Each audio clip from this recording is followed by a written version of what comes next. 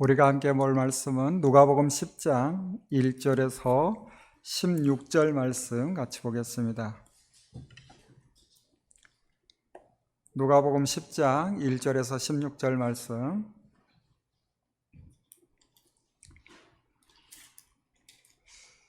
우리 10장 1절에서 7절까지만 교독합니다. 제가 먼저 10장 1절 말씀을 읽겠습니다. 그 후에 주께서 따로 70인을 세우사 친히 가시려는 각 동네와 각 지역으로 둘씩 앞서 보내시며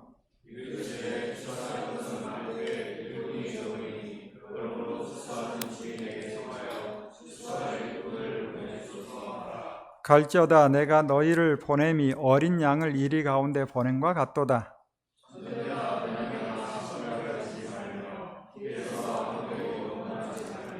어느 집에 들어가든지 먼저 말하되 이 집이 평안할지어다 하라.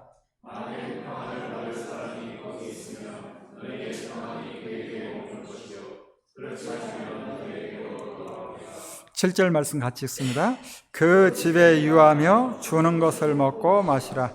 일꾼이 그 삭슬을 받는 것이 마땅하니라. 이 집에서 저 집으로 옮기지 말라. 아멘. 기도합니다. 하나님, 함께 주의 말씀 봅니다. 기록된 말씀을 통하여 주님의 뜻을 밝히 알게 하시고 주님의 뜻을 따라 살아갈 수 있도록 우리를 붙들어 주옵소서. 예수님 이름으로 기도합니다. 아멘. 우리는 지난 시간에 봤던 것처럼 주님은 갈릴리 사역을 마감하고 예루살렘으로 향하시는데 곧장 예루살렘으로 가시는 것이 아니라 여러 지역을 다니며 복음을 전하신 후에 예루살렘으로 입성합니다. 오늘 보는 10장에서는 각 동네와 각 지역을 가기 전에 제자들을 먼저 보내는데 10장 1절 2절 우리 다시 한번 10장 1절 2절 같이 읽어봅니다. 시작. 그 후에 주께서 따로 70인을 세우사 친히 가시려는 각 동네와 각 지역으로 둘씩 앞서 보내시며 이르시되 추수할 것은 많되 일꾼이 적으니 그러므로 추수하는 주인에게 청하여 추수할 일꾼들을 보내주소서 하라. 복음을 전할 곳과 복음을 들어야 할 사람은 많으나 복음을 전할 사람이 부족하다 안타까워하시죠.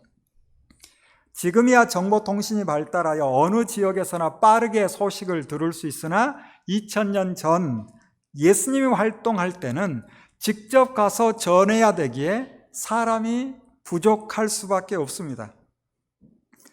지금은 정보의 홍수 속에 살면서 말씀을 어느 때나 들을 수 있지만 과연 말씀을 들으려 하는 사람이 얼마나 될까? 심지어 주님을 믿는다 하면서도 주님의 말씀, 하나님의 말씀인 성경에 얼만큼 관심을 가지고 있는가? 말씀대로 살려는 의지가 없으면서도 예배 출석은 잘하고 있다면 여전히 복음을 들어야 할 대상이 아닐까? 그래서 전도할 대상이 교회 밖에만 있는 것이 아니다라는 생각이 들 때가 덜어 있습니다. 오히려 교회 안에 전도되어야 될 사람이 있을 수도 있겠죠. 왜냐하면 교인들 중에는 교회로 인도되어 왔을 뿐 복음의 본질을 맛보지 못하고 오랫동안 교회에 출입할 수도 있습니다. 간혹 변질된 복음을 접한 상태에 머물러 있을 가능성도 있는 거죠. 예수님 당시에는 유대인들 구약의 말씀을 기본적으로 알고 있었어요. 그래서 그들은 구약의 완성을 이룰 메시아, 그리스도, 구원자를 기다리고 있었기에 그들에게 가서 복음을 전하는 건 어찌 보면 그리 어렵지 않았어요. 그들에게 가서 복음을 전한다는 그 복음의 핵심은 무엇인가? 우리를 구원할 그리스도가 오셨다. 그 그리스도는 바로 예수님이다 라고 선포하면 되는 거예요. 그러나 지금 우리 사회에서는 이것만 말해가지고는 좀 어려워요. 왜? 하나님의 말씀 구약을 잘 모르기 때문에. 바울도 전도할 때 유대인들이나 유대교에 들어온 사람들, 다시 말하면 성경을 아는 사람들에게는 바울은 기다리던 메시아가 오셨다라고 선포해요. 그렇지만 성경을 모르는 사람들, 메시아를 기다리지 않았던 일반 사람들에게는 하나님의 말씀을 전하는 거예요. 창조주 하나님이 누구신지부터 전합니다. 지금도 주님께서는 일꾼을 찾고 계시는데 우리가 주님의 일꾼이 되어야 되지 않을까? 우리가 머무는 그 자리에서 하나님의 말씀을 전해야 되기에 우리는 먼저 행동으로 보여주고 행동의 기반이 되는 하나님의 말씀이 어떠하다라고 전할 수 있는 실력을 갖춰야 합니다. 이와 같은 일은 목회자만 하는 것이 아니죠. 하나님의 자녀된 모든 사람이 해야 할 일이요. 우리가 먼저 부름을 받은 이유도 여기에 있는 겁니다. 그렇기에 우리는 70인 제자 중에 한 사람이라는 마음으로 함께 말씀을 보는 거죠. 주님은 그들을 또한 우리를 보내시며 어린 양을 이리 가운데로 보내는 것과 같다라고 하시죠. 마태복음 10장 16절에서는 보라 내가 너희를 보냄이 양을 이리 가운데 보냄과 같도다. 그러므로 너희는 뱀같이 지혜롭고 비둘기같이 순결하라 하시는데 열정만 가지고 되는 것이 아니라 지혜롭고 순결해야 한다라고 말씀합니다. 이어지는 누가복음 10장 4절 이하의 말씀을 보면 예수님께서 당시 전도대원들에게 어떤 말씀을 하시는가? 복음을 전하는데 불필요한 것은 소유하지 말라. 무난한다고 시간 빼앗기지 말고 어느 집에 들어가든지 먼저 그 집의 평안을 빌되 만일 평안을 받을 사람이 거기 있으면 거기에 머물 것이나 그렇지 않으면 그 평안이 너희에게 다시 돌아올 것이다 말씀하죠. 또 어느 집에 머물면 그 집에서 대접해 주는 것으로 만족해야지 더 좋은 대접을 받겠다고 옮겨 다니지 말라. 어딜 가든지 주는 대로 먹고 그곳에 병자를 고치고 하나님의 나라가 너희에게 가까이 왔다 라고 외치라는 거예요. 그렇다면 하나님의 나라가 가까이 왔다는 이 복음을 다 받아들일까? 그렇지 않을 수 있죠. 그래서 혹 어느 동네에서 너희들을 영접하지 않거든, 너희의 말을 들으려고 하지 않거든, 너희를 내쫓거든, 그 동네를 나와서 발에 묻은 먼지를 털어버리래요. 그러면서 이렇게 외치라는 거예요. 너희 동네에서 우리 발에 묻은 먼지도 너희에게 털어버리노라. 그렇지만 하나님의 나라가 가까이 온 줄을 알라 라고 말하라고 합니다. 왜 발에 먼지를 털라 할까요? 이유가 있어요. 그 당시 유대인들은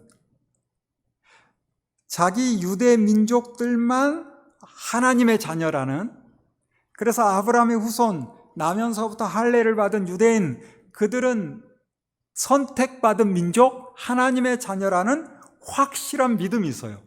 그러다 보니 이방 사람들은 다 지옥불의 땔감처럼 쓰일 것이다, 이런 생각을 가지고 있는 사람들이 대부분이었어요. 그들이 어쩔 수 없이 이스라엘 땅을 떠나 다른 지역을 갈 수 있죠. 그래서 다른 지역을 갔다 그 지역을 벗어날 때는 그 이방 땅을 밟은 것이 더럽게 생각했는지 부정탄다라고 생각했는지 발에 먼지를 털고 그 지역을 떠나는 겁니다. 그래서 그 당시 그들의 관습이에요. 자연스러운 현상이에요. 그런데 주님께서는 이방 땅에서 발을 털 것이 아니라 진짜 중요한 것은 같은 이스라엘 땅, 같은 민족, 같은 유대 민족이지만 복음을 받아들이지 않으면 그곳이 이방 지역이나 마찬가지다. 그래서 그 지역을 나오면서 먼지를 털라는 거예요. 그러면 그 지역 사람들이 보고 깜짝 놀라겠죠. 아니, 이방 지역을 다니며 나올 때 하는 행동을 왜 우리 지역에서 하는 거야? 우리를 이방인 취급하는 거야? 기분 나쁠 수 있겠죠. 그렇게라도 사람들의 관심을 모은 다음에 하나님의 나라가 가까이 왔다라고 외치라는 거예요. 그들을 저주하거나 그들에게 심판을 선포하는 거라기보다는 회개를 촉구하는 거죠. 이런 행동을 통해서라도 하나님의 나라가 가까이 왔다는 것을 알고 복음을 받아들이게 하라라는 주님의 말씀. 이와 같은 행동이 바나바와 바울의 사역 가운데도 나오는데 사도행전 13장 50절 51절을 보면 바나바와 바울이 1차 전도행을 하죠. 비시디아 안디옥에서 복음을 전합니다. 이스라엘이 아니죠. 외국에서 헬라 지역 이방 땅에서 복음을 전하는데 그 지역 사람들이 바나바와 바울을 핍박한 게 아니라 같은 동족 유대인들이 이 비시디아 안디옥에 언제 왔는지 모르지만 같은 동족 유대인들이 그곳에 있으면서 바나바와 바울은 회당에 가서 같은 동족 유대인에게 복음을 전하는 거거든요. 그런데 그들이 핍박해요. 그러자 어쩔 수 없이 쫓겨나며 발에 먼지를 티끌을 털어버리고 이고니온으로 갔다라고 기록하고 있죠. 하나님의 나라 복음을 선포하는데 듣지 않는 사람들이 있어요. 끝까지 귀를 막고 듣지 않으면 무서운 심판이 있을 것이다 말씀하는데 우리 12절 13절 말씀 같이 한번 읽어볼까요? 같이 읽습니다. 시작. 내가 너에게 말하노니 그날에 소돔이 그 동네보다 견디기 쉬우리라. 화 있을진저 고라시나 화 있을진저 베세다야. 너희에게 행한 모든 권능을 두로와 시돈에서 행하였더라면 그들이 벌써 베옷을 입고 재에 앉아 회개하였으리라. 여기 고라신, 베세다 다 갈릴리 지역 마을 이름인데 그 지역 사람들은 이스라엘 민족이죠. 아브라함의 후손이에요. 그들은 스스로 하나님의 백성이라고 말은 하고 있어요. 그러나 말로만 하나님의 백성, 하나님을 믿는다 하면서 하나님의 나라를 사모하지 않아요. 15절에 등장하는 가버나움도 마찬가지죠.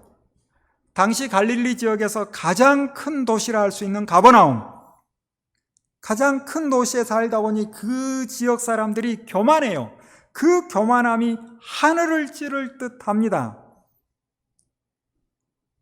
그러니 저 시골 나사렛에서 온 청년 예수,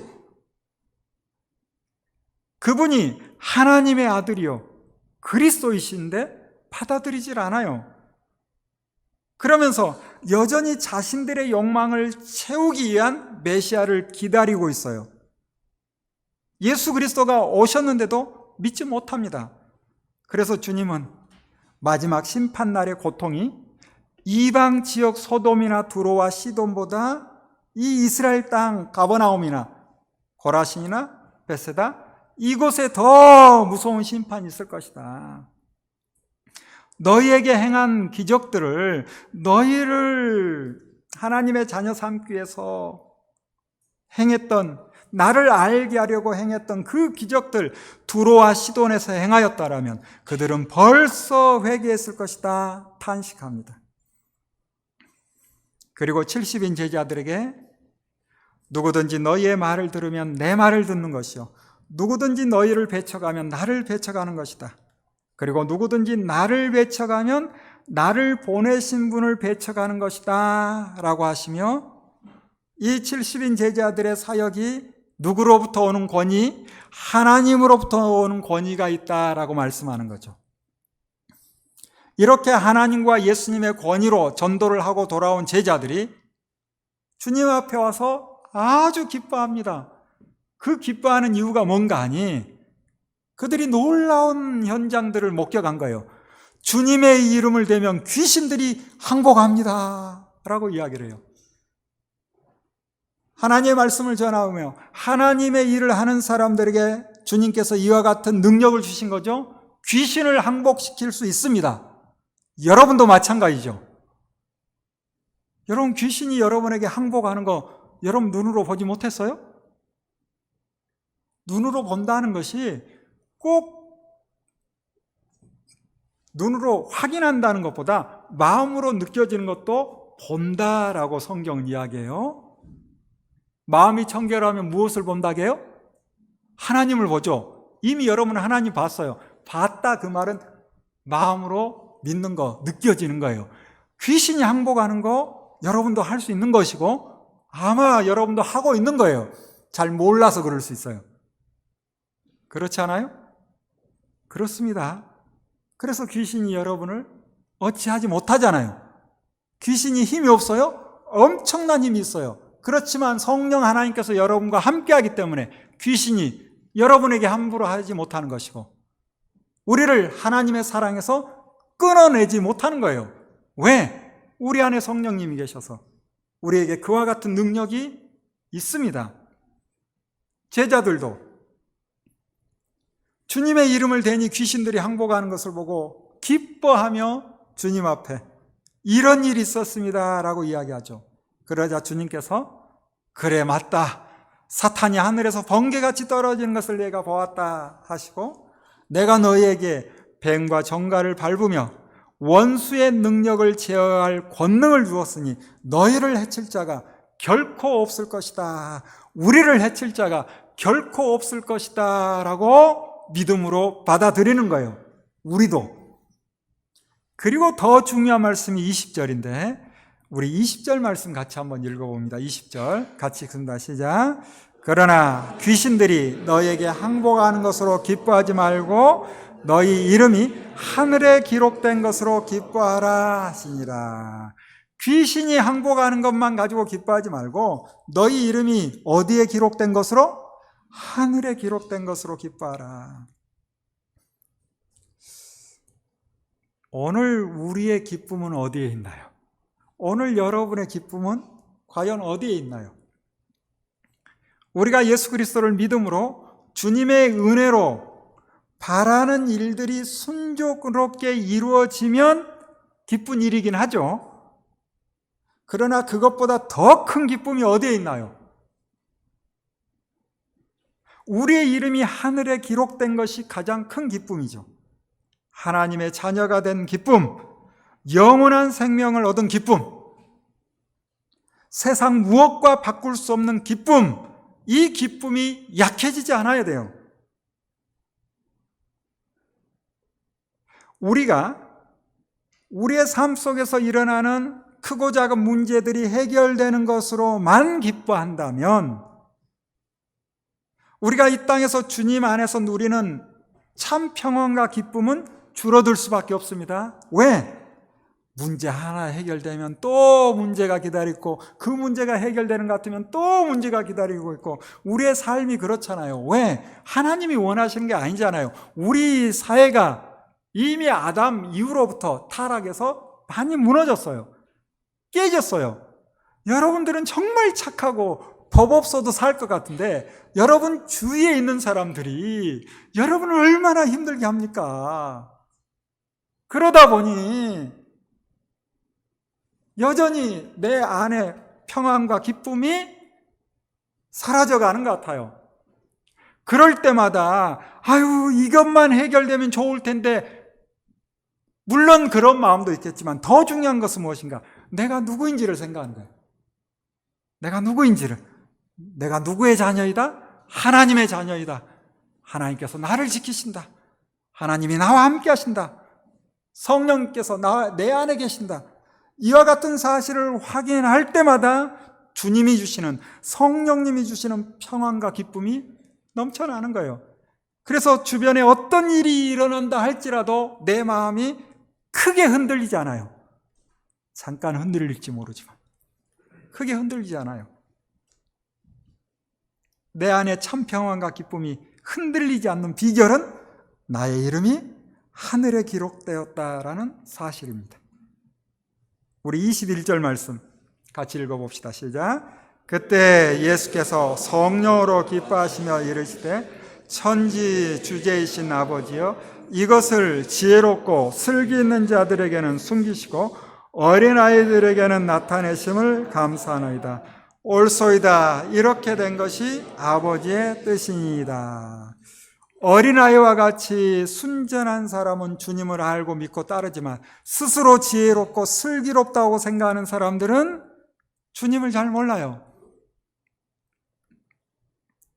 바울도 고린도 지역에 편지하며 고린도전서 1장에 왜 스스로 지혜 있다 하는 사람들이 아닌 어린아이와 같은 사람들이 하나님의 사랑을 입는가 설명을 하는데 고린도전서 1장 26절부터 29절까지 이와 같은 말씀이 있어요. 형제들아 너희를 부르심을 보라. 육체를 따라 지혜로운 자가 많지 아니하며 능한 자가 많지 아니하며 문벌 좋은 자가 많지 아니하도다. 그러나 하나님께서 세상에 미련한 것들을 택하사 지혜 있는 자들을 부끄럽게 하려 하시고 세상에 약한 것들을 택하사 강한 것들을 부드럽게 하신다. 이렇게 하시는 이유는 무엇인가? 아무 육체도 누구도 하나님 앞에서 자랑하지 못하게 하려 하심이라. 내가 잘나서, 내가 똑똑해서, 내가 실력 있어서 하나님의 자녀가 되었다. 이런 자랑하지 못하게 한다는 거예요. 22절 이하에 주님이 말씀하시죠. 아버지께서 모든 것을 내게 맡겼으니 아버지 밖에는 아들이 누구인지 아는 사람이 없고 아들이 택한 사람 밖에는 아버지가 누구인지 아는 사람이 없다라고 말씀하세요. 그러면서 제자들에게 너희가 보는 것을 보는 눈이 복이 있도다. 너희가 눈으로 나를 보고 있으니 복이 있도다라고 말씀하고 있어요. 사람이 하나님을 알기 위해서는 예수님을 알아야 하나님을 아는 것이요. 사람이 하나님을 안다는 것은 내 능력으로, 내 지혜로 하나님을 아는 것이 아니라 예수님이 알게 해주심으로 말미암아 하나님을 아는 거예요. 그래서 우리는 내가 뭘 했다가 아니라 오직 주님의 은혜입니다 고백할 수밖에 없는 거죠. 예수님을 보고 있는 그들이 얼마나 큰 복인지 24절에 주님께서 말씀하시는데 우리 24절 말씀도 같이 한번 읽어볼까요? 시작. 내가 너에게 말하노니 많은 선지자와 임금이 너희가 보는 바를 보고자 하였으되 보지 못하였으며 너희가 듣는 바를 듣고자 하였으되 듣지 못하였느니라. 구약의 많은 선지자들, 구약의 많은 믿음의 사람들, 그들은 오실 메시아를 보고 싶어 했어요. 하나님을 보고 싶어 했어요. 그러나 그들은 보지 못했죠. 그렇지만 지금 너희는 나를 보고 있고 나에게 듣고 있으니 나를 본 것은 하나님을 본 것이며 내 말을 듣는 것은 하나님의 말씀을 듣고 있는 것이니 너희가 복되다 라고 말씀하세요. 그들만 복되나요? 우리도 이미 예수 그리스도 오심을 2000년 전 그리고 기록된 말씀을 통해서 다 보고 듣고 있으니 우리도 복된 거죠. 여러분, 구약의 믿음의 사람들이 정말 하나님을 보고 싶은 마음이 많았어요. 욥 같은 대단한 믿음의 사람도 하나님을 안다 하지만 전부를 몰랐잖아요. 잘 몰랐잖아요. 그래서 하나님을 만난 다음에 그의 고백은 무엇인가? 내가 그 전에는 귀로만 주님을 알았다면 이제 눈으로 주님을 배웁습니다. 이런 고백을 하잖아요. 구약의 믿음의 사람들 대부분은 귀로 하나님을 알았어요. 그래서 아쉬움이 많았던 거예요. 그러나 신약 시대 예수님의 제자들은 눈으로 주님을 만나는 거예요. 뿐만 아니라 우리도 기록된 하나님의 말씀을 통해서 예수 그리스도 오심을 알고 있기에 눈으로 주님을 만나고 있는 거예요. 10장 1절부터 계속해서 이어지고 있는 70인을 파송하며 그들에게 권능을 주어 귀신을 쫓아내며 복음을 전하게 하고 그들은 귀신들이 항복하는 것으로 놀라며 기뻐할 때 주님은 그들을 향해 귀신들이 항복하는 것으로 기뻐하지 말고 나를 보고 나를 믿는 것으로 즐거워하라 라고 말씀하셨죠. 그러므로 우리가 이 말씀을 마음에 좀 새겨야 합니다. 우리가 이 땅을 살아가며 예수님을 믿어 이 땅에서 내 기도가 이루어지며 신기한 일들이 일어나는 것으로 만족할 것이 아니라 예수 그리스도를 통해 하나님을 알고 하나님의 자녀가 된 것을 기뻐해야 합니다. 우리의 눈과 마음이 보이는 세상에만 머물 것이 아니라 보이지 않는 세상, 영원한 하나님의 나라를 바라보며 기뻐해야 되는 거죠. 또한 주님께서 그들에게 이와 같은 말씀을 직접적으로 하신 이유는 뭘까? 여러분, 얼마 있으면 무슨 일이 벌어져요? 이 많은 제자들에게. 예수님과 함께하며 예수님께서 능력을 주셔서 귀신들도 항복하는 그런 놀라운 경험을 했지만 막상 예루살렘에 들어가 보니 그 전에 예수님은 천군 천사도 호령할 듯 하더니 예루살렘에 들어가서는 정말 힘없는, 그래서 도살장으로 묵묵히 끌려가는 어린 양처럼 아무런 변명도 하지 못하고 그대로 결박되어 십자가에 달려 죽으십니다. 이 모습을 본 제자들은 황당했을 거예요. 아니, 그 많은 능력을 가지고 계시면서 왜 저러실까? 몰랐을 거예요. 그렇게 하는 것이 결국 우리를 살리는 일이라는 것을 몰랐을 거예요. 귀신이 항복하고 사람들을 제압하고 권능으로, 힘으로 하나님의 나라를 이룬다는 것을 그들은 생각했을지 모르지만 그렇게 하나님의 나라가 이루어지는 것이 아니라 오히려 주님을 위해서, 의를 위하여 핍박받고 고난받고 쓰러지고 그럴 때 하나님의 나라가 세워진다는 것을 주님이 몸으로 보여주는 거죠. 미리 말씀하는 거예요. 그 능력으로 귀신이 항복하는 거, 그거 기뻐해서는 나중에 넘어질 수 있다라는 말씀이 담겨 있는 거죠. 우리가 예수 그리스도 믿고 처음에 우리의 삶 가운데 신비한 일들이 일어납니다. 그게 전부인 양 생각하면 우리의 신앙을 바르게 영위하기가 어려워요. 우리가 진정 기뻐해야 될 것은 무엇인가? 하나님의 자녀된 기쁨인 거예요. 하나님의 자녀된 기쁨.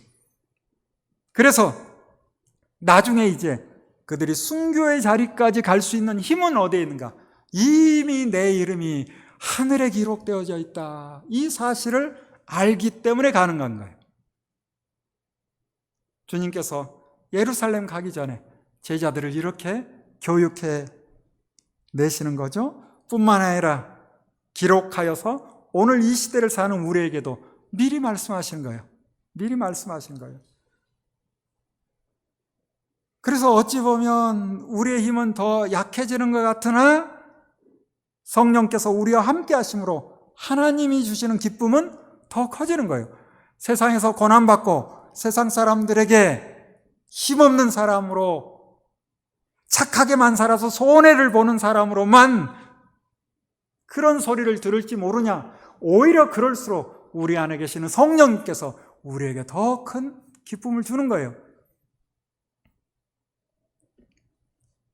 그리고 이어지는 25절부터 율법 교사가 등장하는데, 이 율법 교사와 예수님의 대화를 통해서 하나님의 자녀된 사람이 어떤 삶을 살아야 될 것인지 생각해 볼 수 있는 좋은 교훈이 되죠. 그렇지만 단지 우리가 너무도 잘 알고 있는 선한 사마리아인의 비유를 통해서 그래, 강도 만난 이웃을 도와줘야지, 이런 단순한 생각만 할 것이 아니라 또 이 대화를 통해서 주님께서 정말 하고 싶은 말씀이 무엇이었을까 같이 한번 생각을 해볼 겁니다. 자, 어떤 율법 교사가 등장하죠? 그가 어떤 의도로 주님께 질문을 하는 거예요? 참 중요해요. 왜 질문해요? 예수님을 어떻게 하려고? 시험하려고 질문하는 겁니다. 주님이 그 의도를 알까요, 모를까요? 알고 있죠. 시험하려고 질문하는데 결국 이 교만한 율법 교사가 예수님을 시험하려고 하는데 예수님으로부터 답을 듣고 이 우문, 현답을 듣고 현타가 왔을 거야. 고민이 이만저만이 아니었을 거예요. 정말 그랬을지 봅니다. 그 질문 자체도 사실은 문제가 좀 있어요. 질문이 뭐예요? 내가 무엇을 하여야 영생을 얻을 수 있습니까? 그 시대 그들은 잘 모를지 모르지만 이미 성경이 다 완성된 이 시대, 우리는 이 질문이 얼마나 잘못된 것인지 정확히 알죠. 우리가 무엇을 하여야 영생을 얻는 거예요? 아니죠. 바울은 분명히 이야기하죠. 율법의 행위로 의롭게 될 자가 있다 없다? 없다. 율법은 결국 자기가 죄인임을 깨닫게 되는 거예요. 하나님의 말씀을 통해서 우리는 내가 죄인이고 나에게는 누가 필요하다? 주님이 필요합니다 라고 고백할 수밖에 없는 거예요. 율법의 참 뜻을 깨달으며. 그런데 율법 교사면서도 율법을 잘 모르는 거예요.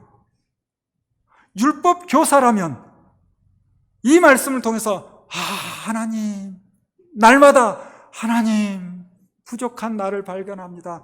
하나님, 여전히 내 자신이 이 수준밖에 안 되는군요 하고 하나님의 은혜를 구할 수밖에 없는 거예요. 율법 교사는. 그 사람은 스스로가 나 같은 사람이 무슨 하나님의 자녀 그런 마음일지라도 그 마음을 가진 그를 하나님은 자녀 삼아주는 거예요. 그래서 우리가 무엇을 하여야 영생을 얻는 것이 아니에요. 그런데 이 율법 교사는 무엇을 하여야 영생을 얻을 수 있는가? 질문 자체가 어리석은 거죠. 무엇을 해서 영생을 얻으려는 그 마음, 하나님 앞에 교만한 것이죠.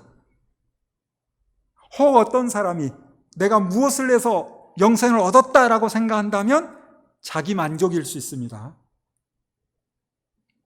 이방 종교는 사람이 신을 위해 무엇을 해야 영생에 이른다라고 생각해요. 그러나 기독교는 아니에요. 하나님의 전적인 은혜로 생명이 주어지는 거예요. 하나님의 전적인 은혜로 영원한 생명이 우리에게 주어지는 거예요. 그래서 여기에 모인 우리는 내가 여전히 부족하고 하나님도 잘 모르고 내 삶도 아직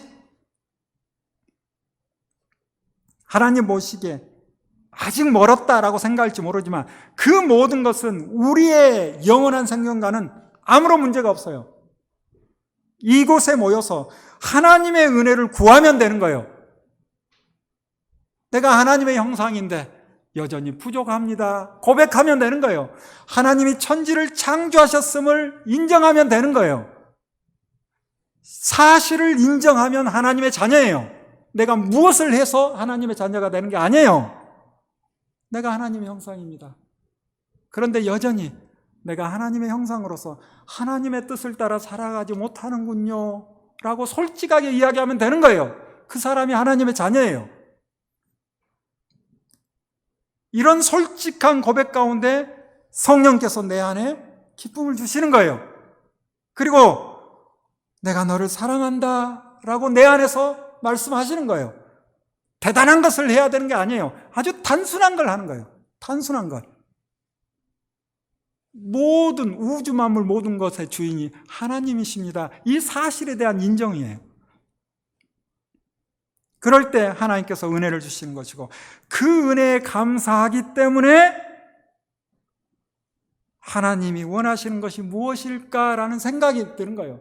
그 마음이 드는 거예요. 그래서 완전하지 않지만 그래도 하나님이 기뻐하시는 일을 해야 되겠다 하고 싶은 마음이 들어서 작은 것 하나하나 작은 것부터 해나가는 거죠. 하나님께서 이스라엘 민족을 택하신 이유도 신명기 7장에 나오듯이 그들이 실력이 많아서 사람이 많아서 똑똑해서 착해서 아니요. 하나님께서 그들을 사랑하사 택했다 합니다.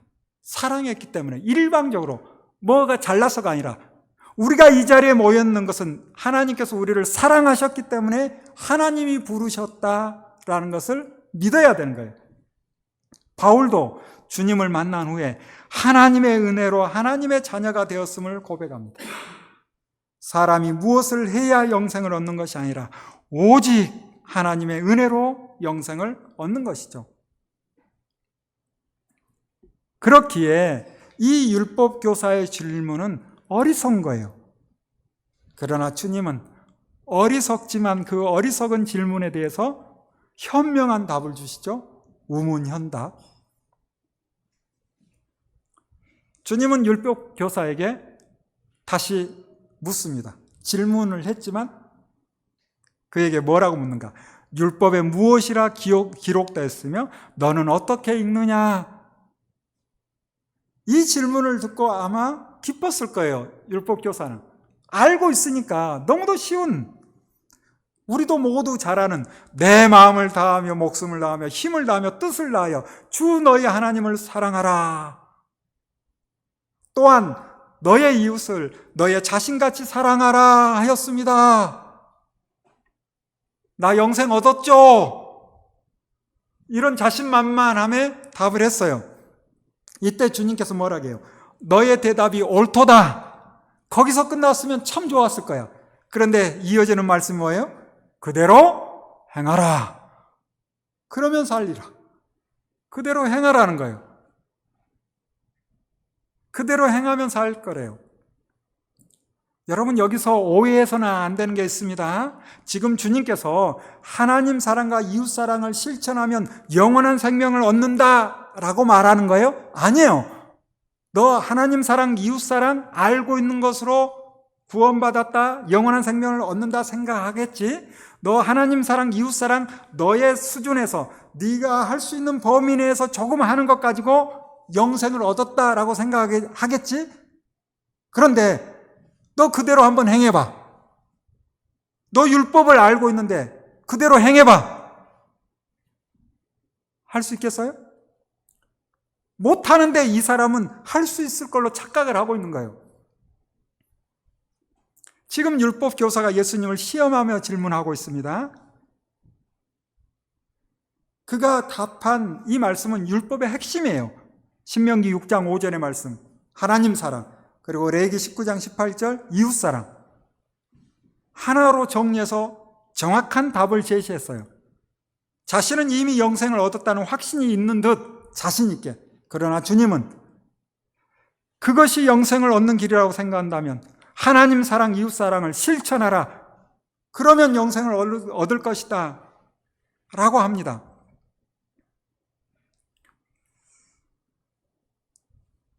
이 말을 들은 율법 교사가 이웃사랑?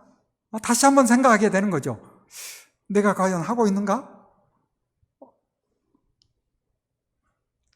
그러면서 다시 주님께 질문합니다. 그러면 나의 이웃이 누구입니까? 질문해요. 자기가 생각하는 이웃사랑, 자기가 생각하는 하나님의 사랑, 자기가 생각하는 그 범주 내에서만 하는 것으로 만족하는 사람이에요. 이때 주님께서 답을 길게 하시는데 우리가 너무도 잘 알고 있는 선한 사마리아인의 비유, 누가복음에만 나오는 어떤 사람이 예루살렘에서 여리고로 내려가다가 강도를 만나 거의 죽게 되었다라고 시작되죠. 여러분 지도를 한번 보실래요? 안 나오면 나오네요. 지도를 자주 봐서 알겠죠? 여기 지금 예루살렘이 이스라엘의 수도, 성전이 있는 거, 예루살렘에서 여리고까지 한 36km 정도 됩니다. 멀다면 멀지만 어찌 보면 그렇게 먼 거리는 아니에요. 지금이야 차로 금방이겠지만, 그런데 이 가는 길이 만만치 않아요. 왜냐하면 예루살렘은 우리 공부했던 것처럼 333 있잖아요. 산지길, 해변길, 왕의 대로 이렇게 있는데, 이 산지길에 주로 도시들이 있어요. 왜? 그 나라가 워낙 덥거든. 그래서 높은 곳이 시원해요. 이 예루살렘은 해발 한 760고지 돼요. 그런데 이 사해가 얼마나 낮은지 여러분 아시죠? 이 여리고라는 마을도 해발 그러니까 바다보다 한 250m 더 낮은 지대예요.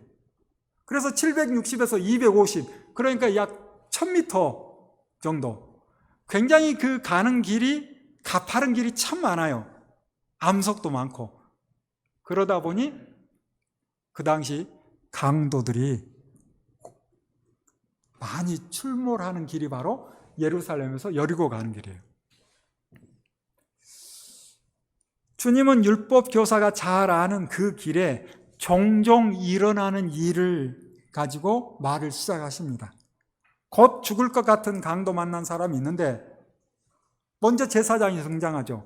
아마 율법교사는 제사장이 등장하니까 제사장은 나의 이웃이지 뭐 그런 생각을 했을지 몰라. 이 제사장은 그를 보고 피하여 갑니다. 한 레위인도 피하여 가요.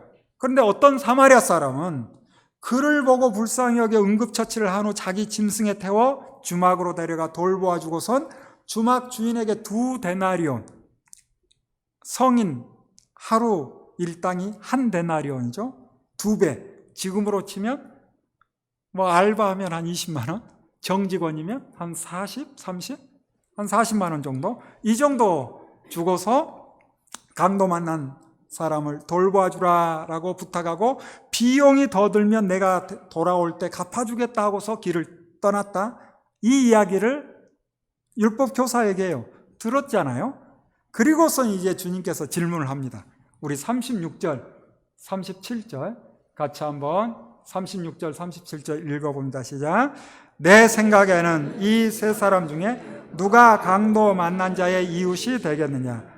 이르되 자비를 베푼 자니이다. 예수께서 이르시되 가서 너도 이와 같이 하라 하시니라. 세 사람 중에 누가 강도 만난 자의 이웃이 되겠느냐? 너무도 쉬운 질문이죠. 제사장이나 레위인은 그냥 지나갔잖아요. 사마리아 사람이 도와줬잖아요. 그러면 여러분에게 질문했다면 누가 강도 만난 자의 이웃이 되겠느냐 했으면 사마리아 사람입니다 라고 대답을 할 수 있겠죠. 그런데 이 율법 교사는 사마리아 사람입니다 말하지 않고 자비를 베푼 자입니다 이렇게 이야기해요. 아마 글은 이렇게 써있지만 자비를 베푼 자입니다 이랬을지 몰라요. 왜냐? 율법 교사는 사마리아 사람을 이웃으로 치지 않아요. 그렇기 때문에 입에 담기도 싫어해요. 지금 율법 교사는 하나님의 말씀을 잘 알고 있는 율법 교사기에 스스로 의롭다고 생각한 사람이고 주님을 시험하며 영생에 대해서 질문을 하는데 주님은 이 율법 교사의 편협한 생각을 깨뜨리는 거예요. 하나님의 말씀을 아는 것으로 그것을 실천하는 것으로 영생을 얻는 것이 아니라라는 것을 말씀하고 있는 거예요. 영생을 구하는 율법 교사에게 2가지 숙제를 주죠. 이웃이 누구다? 사마리아 사람이다. 받아들일 수 있을까요? 율법 교사가? 영생을 얻고자 한다면 누구같이 하라는 거예요? 사마리아 사람같이 하라는 거예요. 이 2가지 숙제를 하면 너 구원받아. 너 영원한 생명이 있어. 엄청난 시험입니다. 시험하려다가 자기가 시험에 빠진 거예요. 사랑의 대상이 이웃이 누구냐고 물었을 때 율법 교사가 싫어하는 사마리아 사람이요, 영생을 얻기 원한다면 이웃을 사랑해야 되는데 사마리아 사람이 이웃인데 싫어하는 사람, 다시 말하면 사마리아 사람이 강도 만났을 때 시간과 돈을 들여 도와줄 수 있느냐? 이런 말과 같아요. 여러분 가능하겠습니까? 쉽지 않습니다. 그렇다면 여러분에게도 좀 묻겠습니다. 여러분 주위에 괜히 미운 사람, 여러분 주위에 미운 사람이 있을 수 있죠? 여러분 주위에 미운 사람이 있는데 그 사람이 어려움을 겪어 적극적으로 나서서 도울 수 있어요? 가능합니까? 누구나 어려운 문제입니다. 여기 율법교사는 주님을 시험하기 위해서 질문했고 무엇을 해야 영생을 얻을 수 있느냐라는 어리석은 질문을 함으로 일이 이렇게 복잡해진 거예요. 이게 그냥 단순한 교리로 단순한 교훈을 주기 위해서 강도 만난 사람 도와주라 이런 의미로도 볼 수 있겠지만 사실은 굉장히 고차원적인 이야기를 하고 있는 거예요. 그리고 질문에 의한 답을 생각해 보면 결국은 영생을 얻기 위해서 무엇을 한다는 거? 율법교사, 너 할 수 있겠느냐? 못한다는 거지. 우리에게도 똑같이 질문한다면 우리도 영생을 얻기 위해서 하나님이 원하시는 그 일까지 할 수 있는가? 못하는 거예요. 또 생각해 봅시다. 영생을 얻기 위해서 미운 사람이 어려움 당할 때 내가 힘과 시간과 돈과 모든 것을 들여서 그 사람을 도울 수 있을까? 아마 영생 포기해. 설마 그러겠어? 그런 생각을 할 겁니다. 여러분, 기독교는 영생을 얻기 위해 강도 만난 사람을 돕는 종교가 아니라 영생을 얻었기에 하나님의 자녀가 되었기에 강도 만난 사람을 도와야 되는 거예요. 영생을 얻기 위해 강도 만난 사람을 도왔다면 자기 이름으로 내가 이렇게 했기 때문에 하나님의 자녀 영생을 얻었어 라고 자랑하겠죠. 그러나 우리는 하나님 앞에 자랑할 것이 하나도 없다 말씀하듯 우리는 하나님의 자녀이기에 우리가 무엇을 하기도 전에 우리를 하나님께서 자녀 삼아 주셨기 때문에 그 기쁨으로 우리 주변에 어려움 당한 사람이 있다면 우리가 하나님의 자녀이기 때문에 돌아보는 것이고 돕는 것이고 여전히 부족하면 주님의 은혜를 사모하며 또 한 걸음 한 걸음 나아가는 것이죠.